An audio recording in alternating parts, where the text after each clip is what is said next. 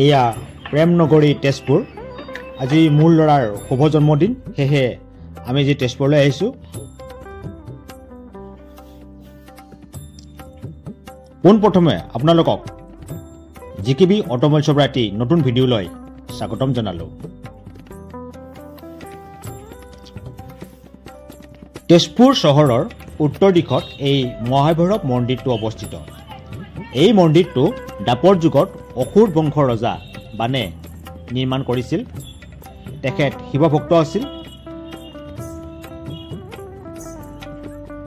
এই আপোনালোকে সন্মুখত দেখা পাইছে এটি শিৱ মূৰ্তি। অলপ আগুৱাই গ'লে আপোনালোকে দেখিব মন্দিৰৰ সন্মুখত এটি দুৱাৰপাল ৰূপে বিৰাজমান নন্দী আছে আৰু মন্দিৰৰ বাহিৰ চৰাত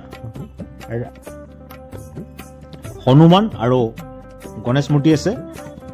দুয়োটা মূৰ্তি শিলেৰে খেদিত। এই আপোনালোকে নিশ্চয় দেখা পাইছে।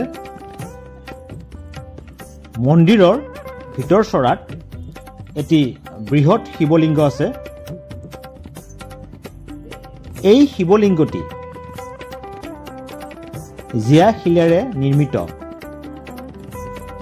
অৰ্থাৎ বছৰি বছৰি এই শিল বাঢ়ি যায়। এই লিংগটি বান ৰজাই স্থাপন কৰিছিল।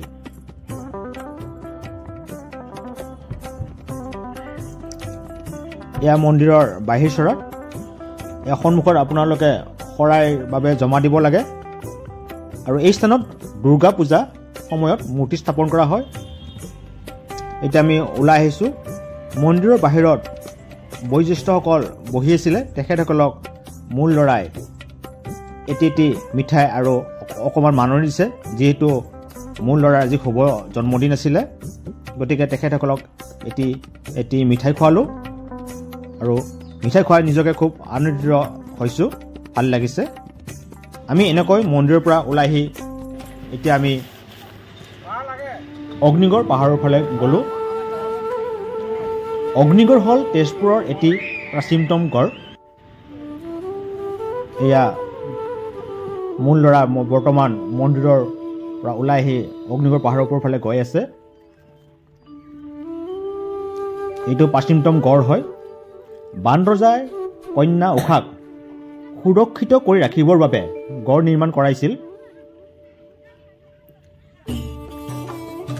এই গড়ৰ চৌদিশে জুই লগাই ৰাখিছিল বাবে ইয়াৰ নাম অগ্নিগড়। যিটো চাৰিওফালে জুই লাগি আছিল গড়ৰ চাৰিওফালে, সেয়েহে নাম ইয়াৰ অগ্নিগড় হৈছিল। এই গড়ৰ মাজতে বান ৰজাৰ জীয়ৰী উষাৰ কাৰেংঘৰ আছিল। পৌৰাণিক কাহিনী মতে উষাই এদিন সপোনত শ্ৰীকৃষ্ণৰ নাতি অনিৰুদ্ধক দেখিছিলে।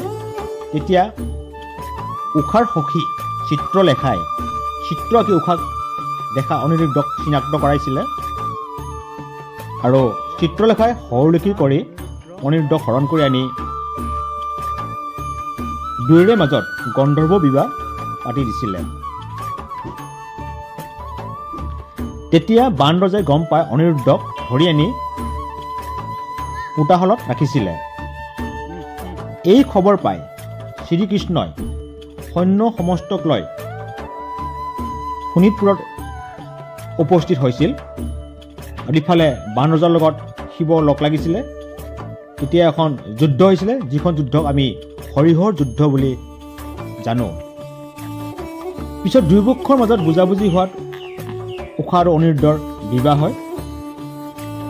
বৰ্তমান যিহেতু এই অগ্নিগড় পাহাৰখন বা গড়টো পৰ্যটনস্থলী হিচাপে গঢ়ি তোলাইছে, ইয়াক উষা অনিৰুদ্ধ পাৰ্ক হিচাপে জনা যায়। আমি ব্ৰহ্মপুত্ৰৰ যিহেতু কাষতে এই পাহাৰখন বা গড়টো আছে, যাতে ইয়াৰ যিটো প্ৰাকৃতিক খুব ধুনীয়া লাগে। আপোনালোকক মই চাৰিওফালটো এফালৰ পৰা দেখুৱাই দি আছোঁ। এনেকৈ আমি দিনটো কটাই ওলাই আহিলোঁ। বৰ্তমান আমি এখন হোটেলত সোমাইছোঁ আৰু সন্ধিয়া ঠিক ঘৰ আহি পাই মোৰ ল'ৰাৰ জন্মদিনৰ কেক কাটিছোঁ। এয়া বৰ্তমান আমাৰ কেক কটা পৰ্ব হৈ আছে। দিনটো তেজপুৰত কটাই সন্ধিয়ালৈ ঘৰত আহিলোঁ আৰু এনেকৈ কেক কাটি আমি জন্মদিনৰ বহুত বহুত শুভেচ্ছা জনালোঁ।